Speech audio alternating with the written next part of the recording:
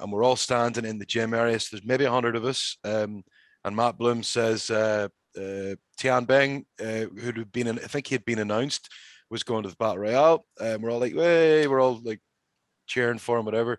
And he says, and he's going to be joined by Killian Dain. And I was like, eh.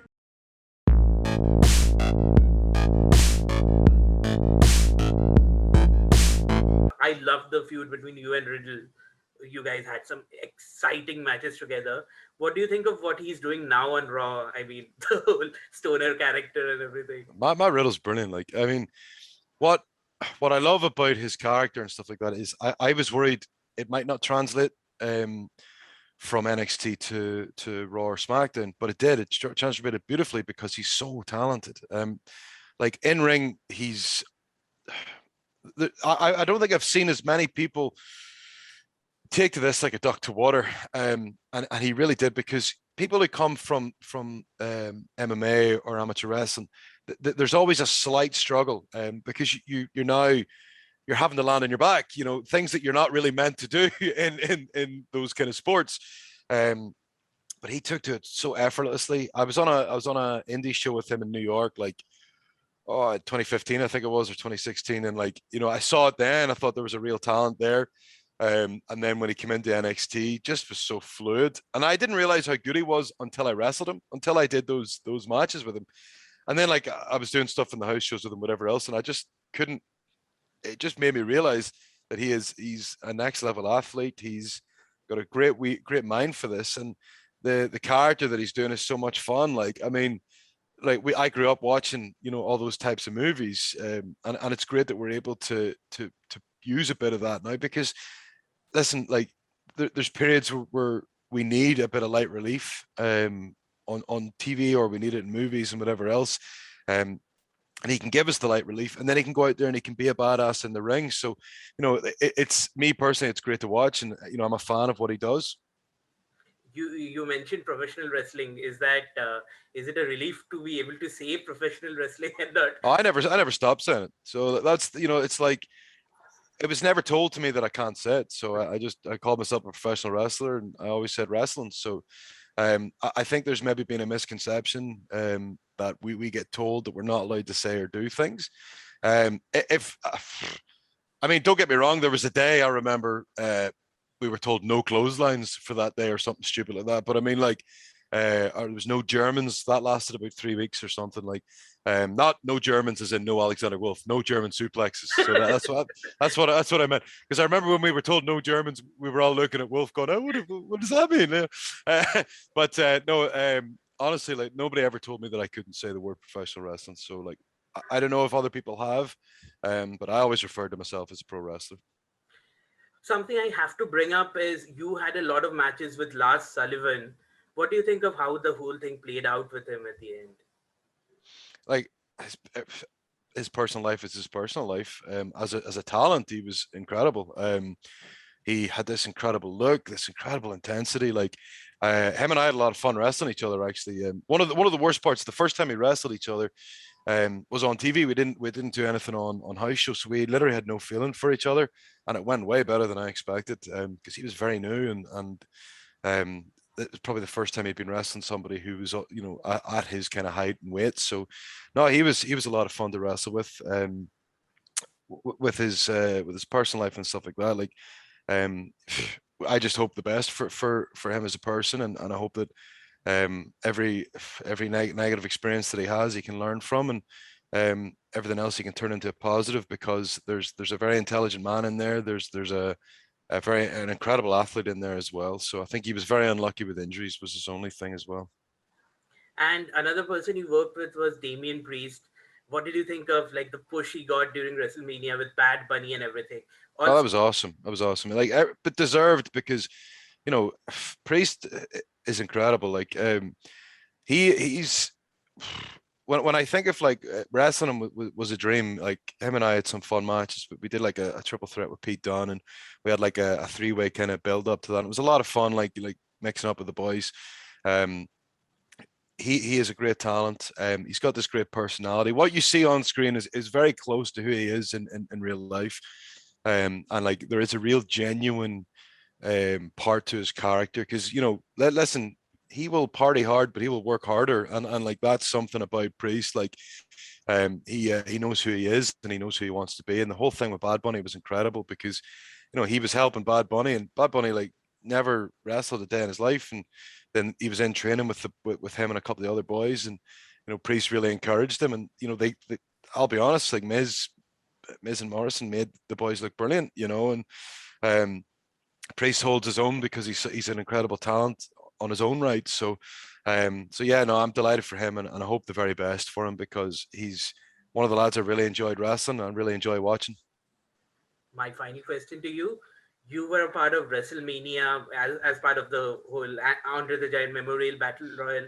How was that news broken to you? And I mean, do you have mixed feelings about being a part of WrestleMania, but being a part of that kind of match? Uh, no, I have no mixed feelings at all. That was one of the best experiences of my life. I was I'm making an entrance in front of 80,000 people, and my mind's just like, this is everything I ever wanted. And I was, so you asked me how it was broken to me. It was broken to me like literally the day before Takeover. We had an all-in meeting. We're doing stuff in ring. I think it was maybe there was like a tour or something like that of sponsors, whatever. They're touring while we're all in wrestling and doing whatever. And we're all standing in the gym area. So there's maybe 100 of us. And Matt Bloom says Tian Beng, who'd have been, I think he had been announced, was going to the Battle Royale. We're all like, hey, we're all like cheering for him, whatever.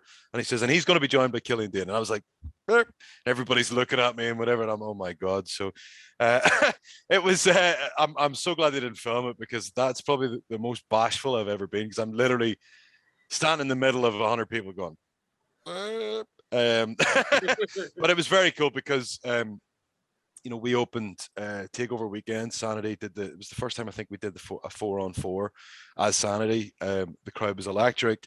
I was wearing this terrible makeup because we were doing some sort of thing for one of the bands. I think it was Motionless in White. I couldn't get the freaking makeup off, right? So like I finally get it off and try to sleep, and it's so hard to sleep after a show anyway.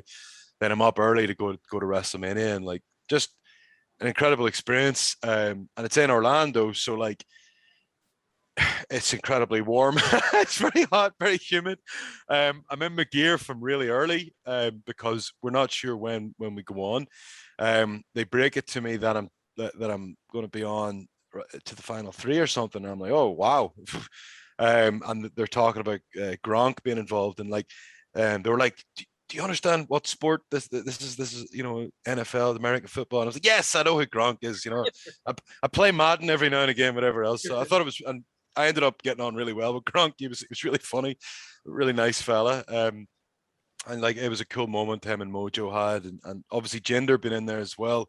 You bring up Jinder, like Jinder's one of the lads who like been incredibly nice to me anytime I saw him.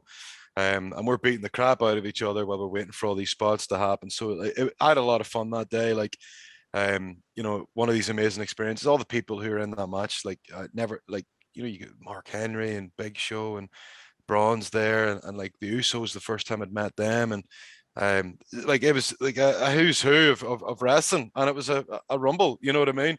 Um, and even like I think I eliminated Sami Zayn. There was a big pop from the crowd, whatever. It was awesome, and like it was such a cool experience for me.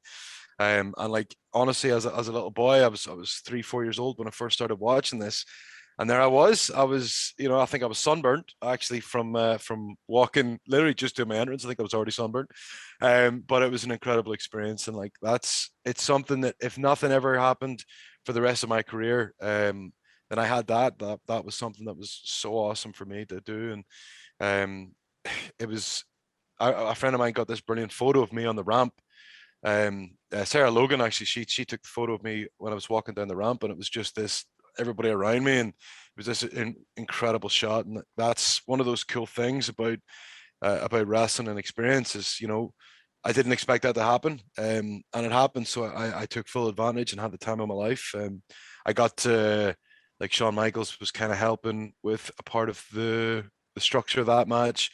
Road Dogg was there, so you're meeting all these people like kind of for the first time, and getting to pick their brains as well. So yeah, for me that was an unbelievable experience. It was a great show, and the best part was when it was done. I was like, all the nervousness was over, and like this is the thing, like I don't really get nervous. I haven't had too many nervous bouts since maybe early 2000s or whatever. But that I was definitely nervous that day.